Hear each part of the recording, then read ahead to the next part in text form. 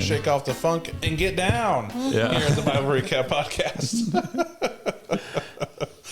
I don't spend as much time, probably some people think, about the introductions. I just like, okay, I'm just going to roll with whatever I've got. So welcome back to Bible Recap, a podcast. That's Tyler, that's Don, and I'm Josh. And we are in week 28. And just as a rehash for you, and of course, all this is in the description box. The first 12 chapters of Isaiah, the book of Amos, the book of Micah, and then 2 Chronicles 27-28, and then 2 Kings 16-17. So if you haven't read it yet, hit pause button, and we'll see you in return. As for us, Don will kick us off. Question 1. If you were the people of Judah and you heard Isaiah's prophecy about how God hates your offerings and sacrifice, what would you think? How would you respond to this rebuke? I kind of thought of it as I would look inward to myself, like God is very open and accepting of almost everything. Why isn't he accepting this? And see, I would hope anyways, I would look at my myself and the reasons why. So. I kind of went the other direction. I'm thinking I would probably be confused because I thought that that's probably what he wanted. Yeah. And so I might be a little angry because of my pride, but. Yeah, I think just if I was in that situation, I think I would be where you at. But as thinking about it, starting from the beginning, sacrifices were never needed for God to act. Any encounter Abraham, Isaac, and Jacob had, the sacrifices came out of a response to the encounter, not to get an encounter, which is what, of course, the ancient world wanted. And of course, some of what we talked about before when we were in Exodus and Leviticus, especially, was that it was to be a heart response. So stuff is supposed to be going on the inside. How would I respond? I think if I was in their shoes, deviating from the faithful understanding, I think I'd be confused or frustrated. But if someone had been, like the high priest, the priests, Levites, paying attention, doing their job, be like, hey, this is what's going on the inside, because what God's telling us is our motivations, how we are viewing and treating him and other people. I would agree. Yep. All right. Yes. Number 2. In Isaiah chapter 6, God tells Isaiah to speak a rebuke to a people who won't listen. Why would God do this? Like we've kind of seen several times here, is like it's almost God is giving them a chance to change before he punishes them. Teaching. Yeah. I think he's teaching and then trying to remove the wickedness. Yeah. And I think that's tough to read sometimes, especially depending on translation. Speak and don't understand, hear but not comprehend. It's like, well, how would God do that? I was like, well, no, God's trying to get through, but they have shut themselves off, so they're not willing even to listen. Yeah. And I think the same concept is also given to Ezekiel, where he basically God says, not only are they not going to listen to you, they're going to hate you for it. Yeah. This is like, oh, I'm volunteering to be hated. Awesome. Yeah.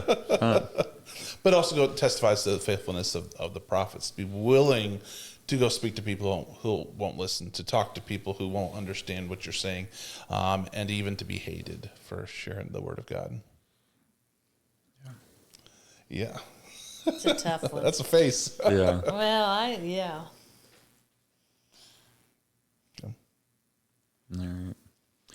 Number 3, read Amos 3:2 aloud. Is it troubling, surprising, or expected that God treats his kids differently from the ones he treats for those who don't know him, and why?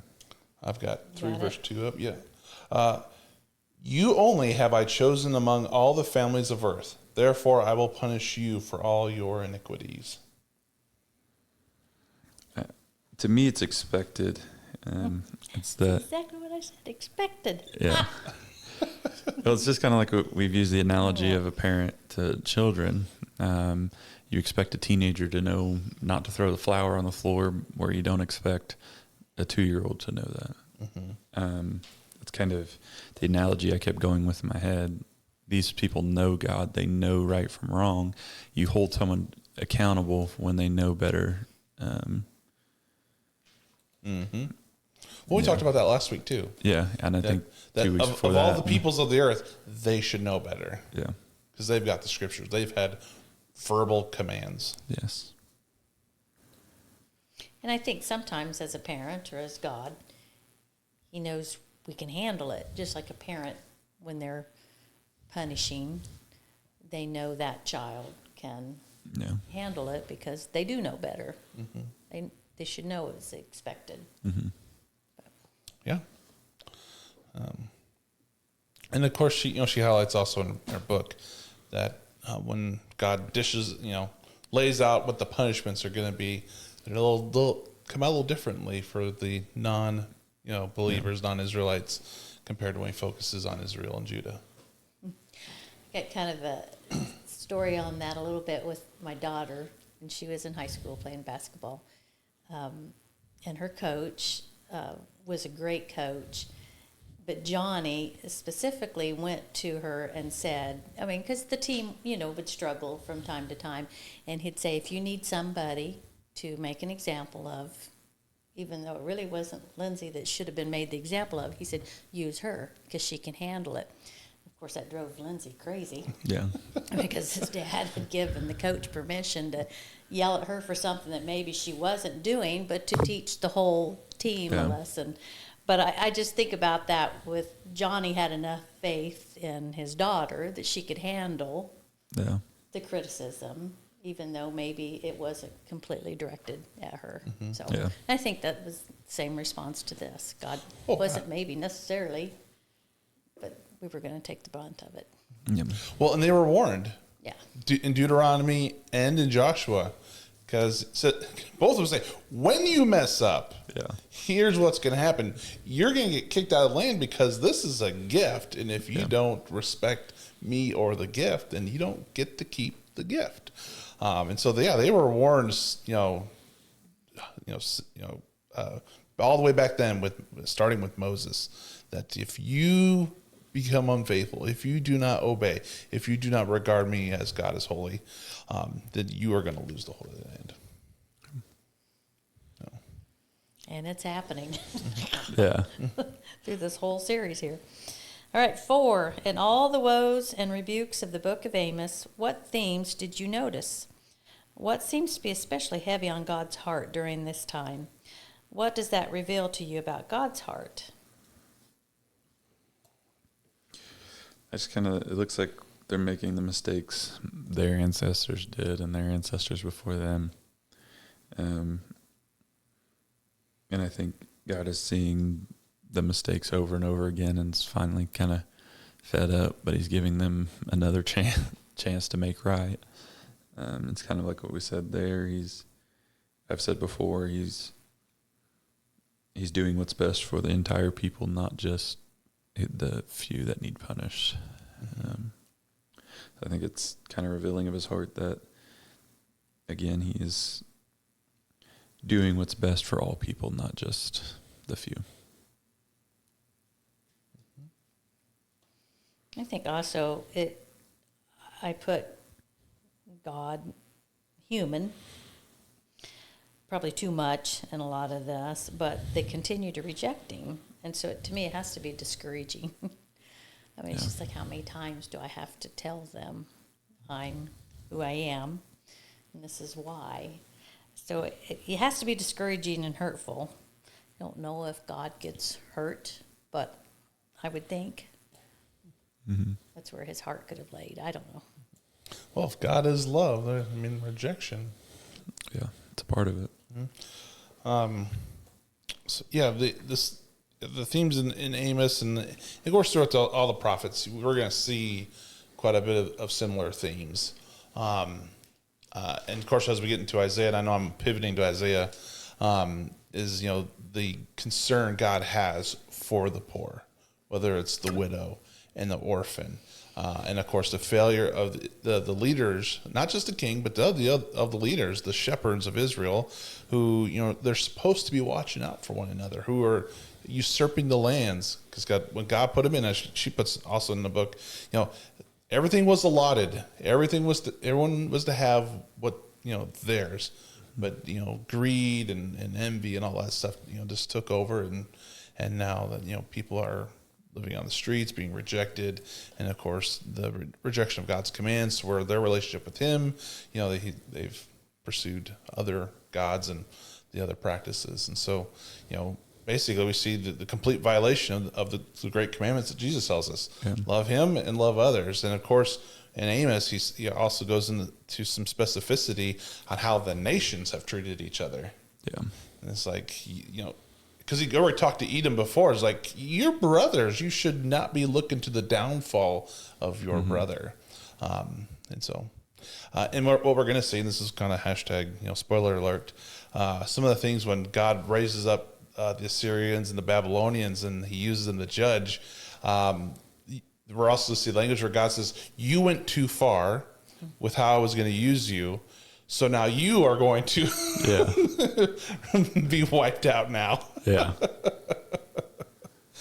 But that's where I think, again, even though they don't know God, I mean, God has this bare minimum, which today we consider common sense. But I think in a sense, as we know some of the morality laws of the other cultures, that they were at least somewhat aware, but of course didn't adhere to to a bare minimum.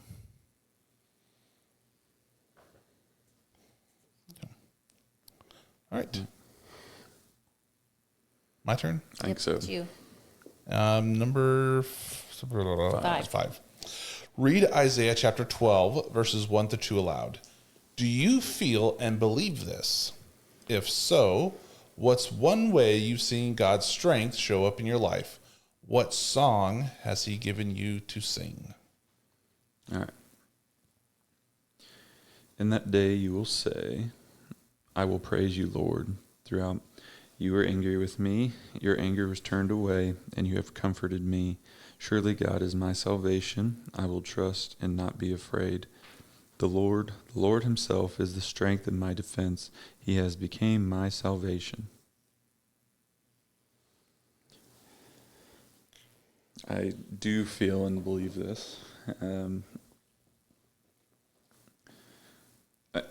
I see a lot of His strengths in my life,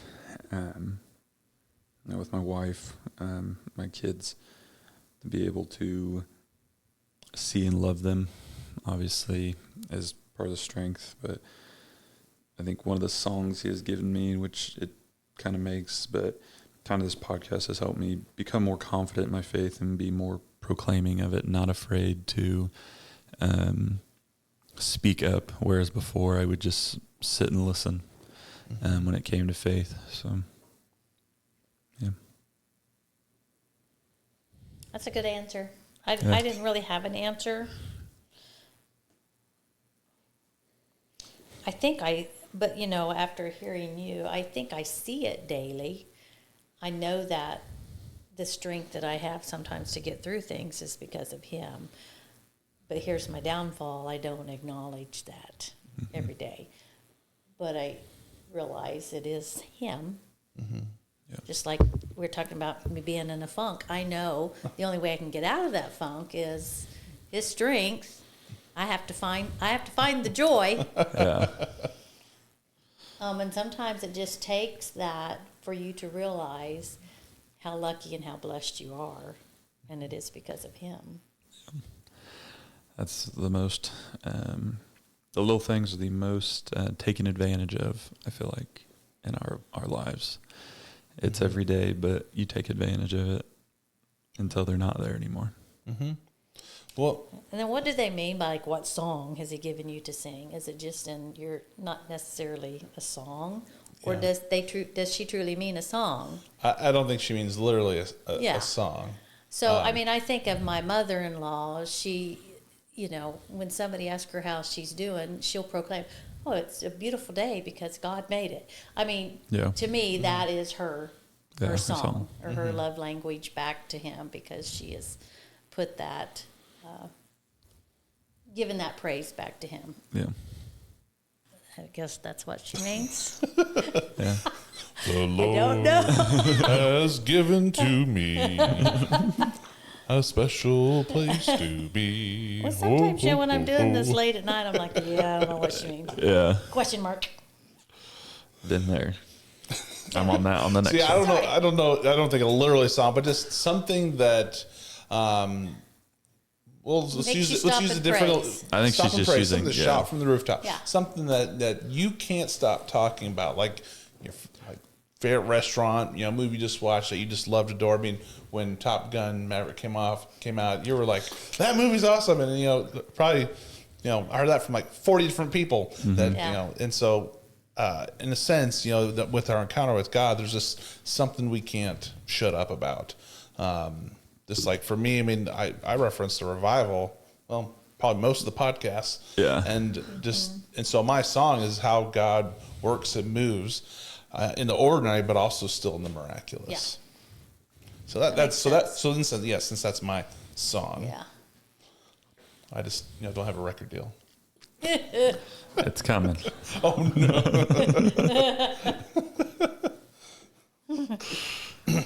I better move on to 6 before. Before we get breaking out in ensembles.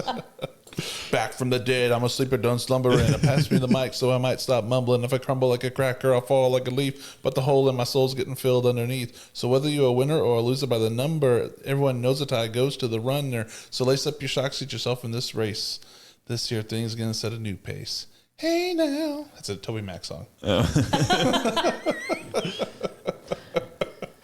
I apologize for everyone who had to listen to that. It sounds different when Toby sings it. Yeah. That's why I don't have the record deal. I was told to mouth my concert in like the 6th grade, so I'm gonna stick to that. I got an A though. I love it. So. Can't believe they told you that, Tyler. Yeah, she was. Just a special lady. Stop it. I must say though, the song I just rattled off, that's like, no, it's almost a 20-year-old song. Some of those are my favorites. Mm-hmm. Yeah. Oh yeah. All right, number 6. As we continue to read through more major and minor prophets, what pattern do you see emerging between the prophets' warnings, the people's response, and God's actions? Question mark. This one was harder for me to answer because I think I was trying to read too literally. But as I got to thinking as I was reading it, it's kind of just the constant. It's just more and more. Yeah, the same thing over and over again. Warnings, continued rejection. We keep falling into the idolization. So,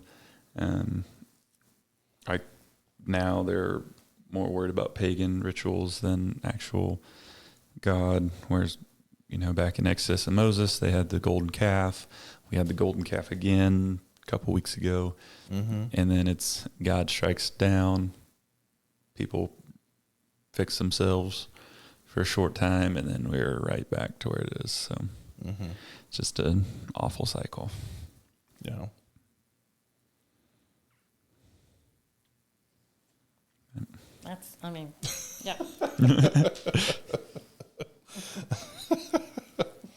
Yeah. Like I said, more and more, it's just the same stuff, continued rejection. I think they constantly look for a way out when they get to that point. And so we're seeing the evidence of when Solomon said in Ecclesiastes that there's nothing new under the sun. And the adage, those who don't learn from history are doomed to repeat it. Yes. I think this question's too early, because I think we should I think going through a couple more of the minor prophets and getting through Ezekiel, I think we would see a lot more prior to the exile, because Daniel and Jeremiah pick up later. So, but yeah, I think just basically rehash what you guys said. We see the great problems. They don't repent. God says punishment. But of course, in some instances, like we'll see with Judah, is that with a little bit of repentance will delay still what's going to come, because they just can't help themselves. And that's the thing. And I think I shared this early in the podcast. For me, it doesn't surprise me anymore when good people or church people do bad things. It's like, don't be surprised when humans act humanly, or don't be surprised when the world acts like the world. Is it sad? Yeah, but you don't lose yourself. It's like, I was like, well, just still human, and we're still a work in progress, and we know that everyone's capable of falling in major ways. We just hope that we support and grow each other, so we either don't, or maybe the fall won't be as hard. As we finished in Galatians, bear each other's burdens and lift each other up. Do good to all. Yes. That's a good book. Yeah, you should read it. I was going to say. So, it's maybe up to you guys to get me out of my funk, is what I'm hearing. And we'll try.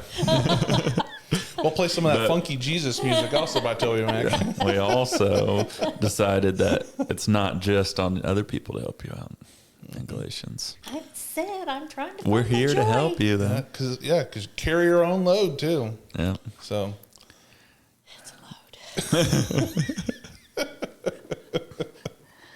load. We're getting ahead of ourselves here with Galatians. Whose turn is it? I think it's Tyler. I just read. So you did? Yeah, I read 6. Oh, okay. 7 then. During the reign of King Ahaz of Judah, he has a priest build a pagan altar, and the priests who are called to Samaria to teach the pagans how to live are mingling their worship with pagan worship. We expect more of the priests, but considering how priests are appointed for the job, why is this less of a surprise? I kept going back to present day with this. When you have a president, you are more likely to appoint someone that is like-minded and follows you, or you will appoint someone that's a yes man. Mm-hmm. I tell you to do X, Y, Z. You say yes, you do X, Y, Z. I think that's more where these priests were. It was from what I remember from my history classes at my good old Catholic school, is that the priests back then were kind of like rock stars. You were the ones that kind of got to do everything. You had a pretty leisurely life. So helping your buddy out, getting him to be a priest, was a pretty big deal. So, he probably King got something back for getting someone that will say yes anytime he wants something. So my answer was simple. They are appointed by the same. I mean, that's who they are, so that's who they're going to. It goes back to even, we are a product of our environment, and if our environment was being raised by our parents and whatever environment they were in, that's just, again, just the same. Yes.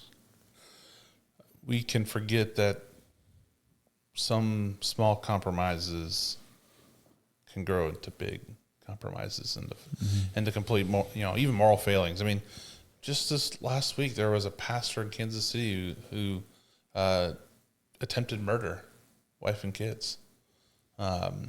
You've got TV preachers, getting caught with their, with some money issues and other moral failings, and so people who should know better. Yeah. But why is this less of a surprise? I mean, we've built a church culture in some aspects, where pastors are treated like celebrities, or they're willing to throw money and create yes men and book deals, and when you have a commercialization of the gospel, well, of course, why shouldn't they make money, or have a $1.4 million mansion, or wear $10,000 sweater, I mean, Carl Lentz and Brian Houston Hillsongs. I mean, just perfect example of church culture that just becomes compromised. Yeah. And whether they went in, they could have legitimately been called and went into ministry, but something happened to where in their heart and mind something pivoted to towards unfaithfulness. There's a kid on TikTok who started with more of just talking about making TikToks, I guess, about sheltered Christian kids, like going to a church camp, and just funny, nothing, very lighthearted. He made one not long ago about mega churches. And one of them was, this is Justin Bieber's entrance, so you need to turn around, the coffee shop's over there. Like, just little things like, or the pastor's wife smiled at me, so I'm going to get, pastor's about to talk about XYZ, so I need to get a shot of her holding the baby. Like, it becomes more of a show than the word. So that's why I've really enjoyed our little community here, because we're about the right number where everyone, there's fellowship, but then we can still, no one's better than anyone else. So keep each other accountable. Yes. Yeah. Well, and I think that for pastors especially, but also, just for church people, is you're trying to hit the sweet spot of being relevant, but not too relevant where you compromise, but also, adhering to your tradition without being a traditionalist where you basically you shut yourself in and isolate yourself, whether it's literally or metaphorically, to where you are completely irrelevant, and anybody looks at you is like, why would I want to be a part of that? Because that's where you become Pharisees. And so I think everyone's trying to figure out what's that sweet spot, being relevant without compromising the faith, without compromising relationship, but also maintaining what is been the traditional beliefs of the church without becoming too rigid, where you become legalistic and you create a bubble that no one can enter and will pop at the the slightest thing. Yes. Yeah. Their own type of funk.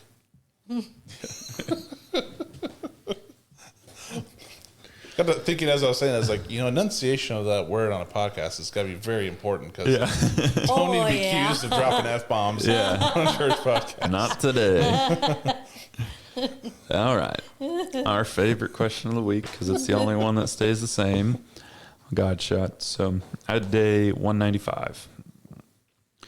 And Micah chapter 4, verse 4 and 5 shows us that God's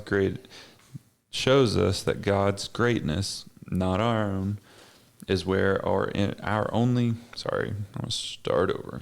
Micah chapter 5, verse 4 and 5 shows us that God's greatness, not our own, is where our only peace and security are found. They shall dwell secure. Didn't take my pills this morning, so we're gonna. For now, we shall be great to the end of the earth, and shall be their peace. When He increases, we decrease, and that is where we find our greatest peace. He is where the joy is. I know I butchered that pretty bad, but at the end of the day, it's about Him. It's not about me. And I find my greatest peace when I'm more worried about that than I'm worried about myself. So I had that one marked too. It must have been a week of, we're all kind of the same ones. Okay, I had day 193.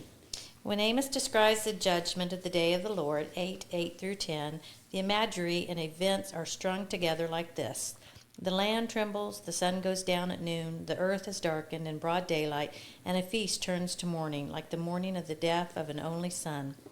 700 years after Amos writes this, during the celebration of the Passover feast, the land trembled and the sky went black in the middle of the day when God the Son, the only Son, died. Everything God is about to put Israel through, He went through Himself, and He went through it for them to bring Him back to Himself. And He went through it for us too. Does sin require severe punishment? Yes. Does it seem unfair? Absolutely. And the most unfair thing of all is that we'll never receive the punishment ourselves, because Jesus took it for us. He's where the joy is. I can just say, wow. Mm-hmm. Yep. It's just, when it's right there in front of you, and it is, it always is, but just reading that again, does it require punishment? Yes. Does it seem unfair? Absolutely. But that was all taken away from us because Jesus took that. Yep. That is where the joy is. Yep. Funk remover. Sorry. All right. I had day 196.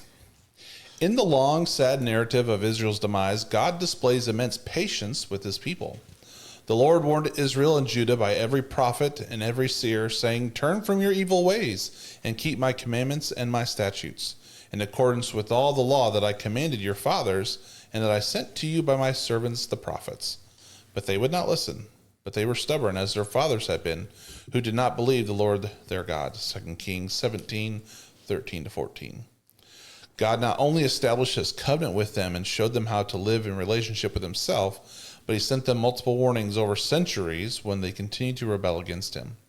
Now he has brought captivity in order to reveal captivity. They are held captive to their idols, and only in exile will they realize it. This may feel like punishment for Israel, but it's an act of great mercy. He's patient, he's merciful, and he's where the joy is.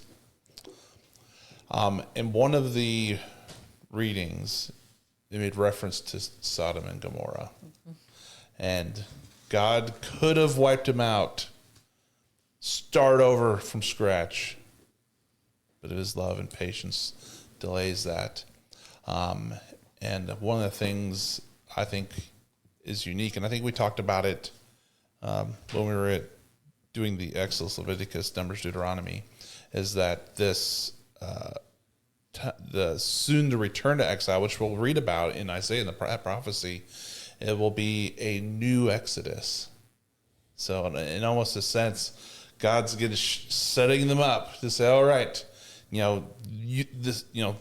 right now, warning, bad things could have happened, but here's the consequence. But then a new type of deliverance, which of course is going to set up the stage. Because at this time, we're about 730 years out from Jesus' arrival. And so very cool stuff's, in the works. So. Yes.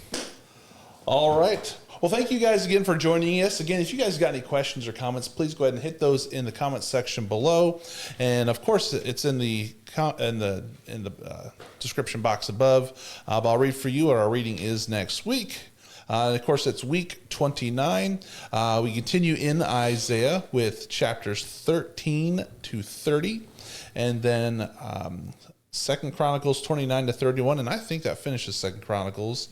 2 Kings 18, Psalm 48, so we got one psalm, and then we have the minor prophet Hosea, and that's, of course, chapters 1 to 14. And Hosea is it's a good book. I've preached from it a few times, so good stuff. Yeah. All right, thank you again for joining us. Again, that's Tyler, that's Don, I'm Josh. Take care, and we'll see you next week. God bless. See ya.